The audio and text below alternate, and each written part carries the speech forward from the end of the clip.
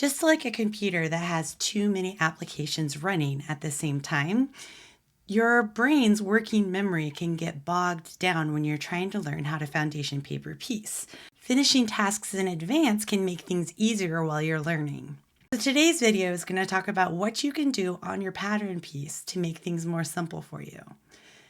Choose the fabrics that you want and go ahead and color in your pattern to help you remember which pieces are going to be which fabrics. And that means that when you're actually sewing, you don't have to spend any time or effort making those decisions. You already have it down on your pattern. The second thing I strongly recommend doing is marking on your pattern which seams you're going to extend the seam into the seam allowance. Mark it so you don't have to worry about figuring it out later. And you're going to do this by identifying the largest number of your pattern pieces.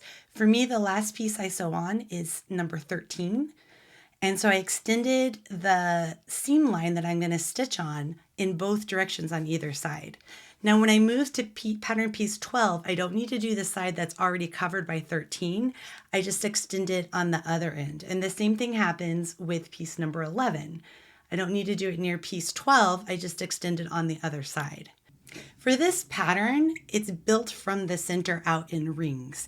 So now that we've reached piece number 10, it's actually been secured on both sides by the line I drew for 11 and the line I drew for 13.